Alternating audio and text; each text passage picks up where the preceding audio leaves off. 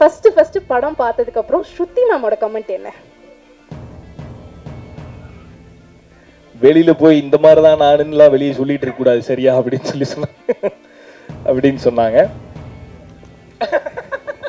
இந்த படம் வந்து எப்பவுமே ரிலீஸ் ஆகும்போது வீட்டில் ஆப்வியஸாக ஒரு ப்ரெஷர் இருக்கும். ஒரு படம் நடிச்சிருக்கோம், அது வெளியே வரும்போது ஒரு ப்ரெஷர் இருக்கும். அது எப்பயுமே எனக்கும் இருக்கும். இந்த படத்துக்கு அவங்க படம் பார்த்து முடிச்சுட்டு வழக்கமாக ஒரு ப்ரெஷரில் இருப்பேன்ல, அந்த ப்ரெஷர் வந்து இந்த படத்தில் உனக்கு தேவையில்லை, இது கரெக்டாக போய் ரிசீவ் ஆகும், இது கண்டிப்பாக பிளாக் பஸ்டர் ஆகும் அப்படின்னு ஃபஸ்ட்டு சொன்னது ஸ்ருதி தான். எவ்வளோ டார்ச்சர் பண்ணாலும் ஒரு படம் பண்ணுறேன்ற பேரில் வீட்டில் எவ்வளோ இரிட்டேட் பண்ணாலும் அது எல்லாத்தையுமே பொறுத்துக்கிட்டு அந்த லவ் கொடுத்துக்கிட்டே இருக்கிறதுக்கு thank you so much, I love you. Okay, so இந்த படத்தில் நாங்கள் சொல்ல வந்தது இது ஆண்களுக்கான படம் அப்படின்னு நிறைய சொல்லிகிட்டே தான் இருந்தோம். ஆண்களுக்கு என்ன தேவைன்றது இந்த படத்தில் சொல்ல தான் நாங்கள் முயற்சி பண்ணோம். ஒரு குடும்பத்தில் ஒரு குடும்பஸ்தனாக இருக்க ஒரு ஆணுக்கு என்ன தேவை அப்படின்னா ஒரு பர்ஃபெக்டான பார்ட்னர் தேவை. அதை தான் இந்த படத்தில் நாங்கள் சொல்ல ட்ரை பண்ணியிருக்கோம். ஸோ எல்லா குடும்பமும் நல்லா இருக்கணும் அப்படின்னா அந்த குடும்பத்தில் இருக்க ரெண்டு பேரையுமே புரிஞ்சுக்கிட்டு கிளைமேக்ஸில் ஆர்ஜே விக்னேஷ்காந்த் சொன்ன மாதிரி 50-50 ஒன்று கிடையவே கிடையாது அப்படின்றத ரொம்ப அழுத்தம் திருத்தமாக சொல்லணும்னு நாங்கள் நினச்சோம். அது நிறைய பேருக்கு கன்வே ஆகிருக்கிறத பார்க்கும்போது ரொம்ப சந்தோஷமாக இருந்தது. இட்ஸ் லைக் ஒரு டைம்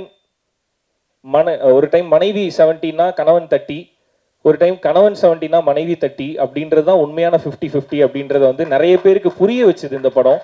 அதை பார்க்கும்போது ரொம்ப சந்தோஷமாக இருந்தது. நிறைய பேர் வந்து கால் பண்ணி அப்ரிஷியேட் பண்ணுறது வந்து வெறும் படம் ரொம்ப நல்லா இருந்தது அப்படின்றதோட இல்லாமல் நான் என் ஒய்ஃபோட போய் பார்த்தேன், 2 பேரும் விழுந்து சிரிச்சோம், எங்களை பார்க்குற மாதிரி இருந்தது அப்படின்னு நிறைய பேர் அப்ரிஷியேட் பண்ணாங்க இந்த படத்துக்கு. ஸோ அது ரொம்ப பெரிய சந்தோஷத்தை கொடுத்தது எனக்கு. ஏன்னா இந்த படத்தோட பர்பஸ் வந்து நீ பெருசா நான் பெருசான்றது இல்லை, 2 பேருமே பெருசு கிடையாது, 2 பேருமே குடும்பம்னு வந்துருத்தா 2 பேருக்கும் கீழே தான் இருக்கணும் அப்படின்றத இந்த படம் புரிய வச்சுதுன்னு நினைக்கும் போது ரொம்ப ரொம்ப சந்தோஷமா இருக்கு. ஸோ அதை புரிஞ்சுக்கிட்டு தியேட்டருக்கு வந்து செலிப்ரேட் பண்ண எல்லாருக்குமே நன்றி. ரொம்ப முக்கியமான நன்றி யாருக்கு சொல்லணும் அப்படின்னா குடும்பமாக தியேட்டருக்கு வந்த எல்லாருக்குமே ரொம்ப நன்றி. இதில் வந்து நிறைய தியேட்டர் ஓனர்ஸ் நீங்கள் பேசுகிறத பார்த்துருப்பீங்க. இதுக்கு முன்னாடி நான் தியேட்டர் விசிட் போயிருக்கேன், இந்த படத்துக்கு தியேட்டர் விசிட் போனேன். தியேட்டர் விசிட்டுக்கு போகும்போதெல்லாம் திரும்ப எனக்கு தெரியறது, முக்கியமாக இந்த படத்தில் தெரிஞ்சது, தியேட்டரில் கூட்டமாக உட்காந்து பார்க்கும்போது நிறைய அழகான முகங்களை பார்க்க முடிஞ்சுது, நிறைய இன்னசென்ட்டான ஃபேஸஸை பார்க்க முடிஞ்சுது. நான் ஒரு புத்திசாலின்னு ப்ரூவ் பண்ணிக்கணும், நான் ஒரு இதை சொல்லணும் அதை சொல்லணும் அப்படின்றதெல்லாம் தாண்டி நான் தியேட்டருக்கு வர்றது என்ஜாய் பண்ணுறதுக்கு, நான் ஜாலியாக செலிப்ரேட் பண்ணுறதுக்கு, நான் படத்தை பார்த்து சிரிச்சு ஹாப்பியாக வெளியே போகிறதுக்கு அப்படின்ற நிறைய முகங்களை என்னால் பார்க்க முடிஞ்சுது. ஸோ எல்லாருமே ரொம்ப சிரிச்சு ஹாப்பியாக எங்களை வெல்கம் பண்ணாங்க. அப்படி வெல்கம் பண்ண எல்லாருக்குமே ரொம்ப ரொம்ப நன்றி. And Malavika, S as they said, எனக்கு ஒரு லக்கி ஹீரோயின் நீங்கள். ஸோ அகைன் அது இந்த படத்தில் இவ்வளோ ரிசீவ் பண்ணும்போது அதில் வந்து அந்த முழு பார்ட்டையும் நான் எடுத்துக்கூடாது. இந்த படத்தோட பர்பஸும் அதுதான். ஒரு ஃபேமிலியோட முழு பார்ட்டை வந்து ஒருத்தர் எடுத்துக்க முடியாதுன்றது தான் நாங்கள் சொன்னோம். இந்த படத்தோட முழு வெற்றியை ஹீரோ அப்படின்னு சொல்லிட்டு ரியோராஜின் ஆண் பாவம் பொல்லாதுன்னு போடலாம், அது டைட்டில் ஆண் பாவம் பொல்லாதுன்றனால அப்படி போட்டிருக்காங்க. But this is Rio Raj and மாளவிகாவின் ஆண் பாவம் பொல்லாதது. அதை ஜஸ்டிஃபையும் பண்ணியிருக்கீங்க நீங்கள் ஸ்க்ரீனில். ஸோ ஒரு ஈக்குவல் ஸ்க்ரீன் ஸ்பேஸ் ஒரு ஹீரோயினுக்கு கிடைக்கும் போது அவங்களோட பர்ஃபார்மன்ஸ் ரொம்ப ரொம்ப முக்கியம். அதுவும் இந்த மாதிரி ஒரு படத்தில் 2 பேரும் சேர்ந்து நடிக்கும்போது எல்லா சீனுமே கொரியோ பண்ணி பர்ஃபார்ம் பண்ணுற மாதிரி இருக்கும். சண்டைனா சும்மா நின்று சண்டை போட்டுடலாம், ஃப்ரேம் வச்சு ஈஸியாக எடுத்துடலாம். பட் நாங்கள் அப்படி பிளான் பண்ணல, அது எல்லாமே ஒரு கொரியோவாக இருக்கணும். அப்படிங்கும்போது அது எல்லாத்துக்குமே கோஆப்ரேட் பண்ணி எல்லாத்தையுமே ரிசீவ் பண்ணி அதை ப்ராப்பராக ஸ்க்ரீனில் டெலிவரி பண்ணியிருக்கீங்க. ஸோ அதுதான் இதோட சக்ஸஸ்க்கு காரணம்.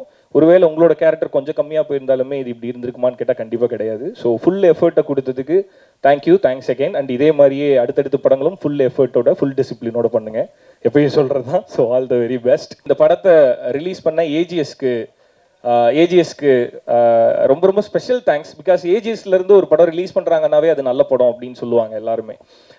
இந்த படம் வந்து ஏஜிஎஸ் எடுக்கும்போதே எல்லாருக்கும் ஒரு பெரிய நம்பிக்கை கிரியேட் ஆச்சு. அதை சோஷியல் மீடியாவில் எங்களால் பார்க்க முடிஞ்சுது எவிடென்ட்டாக.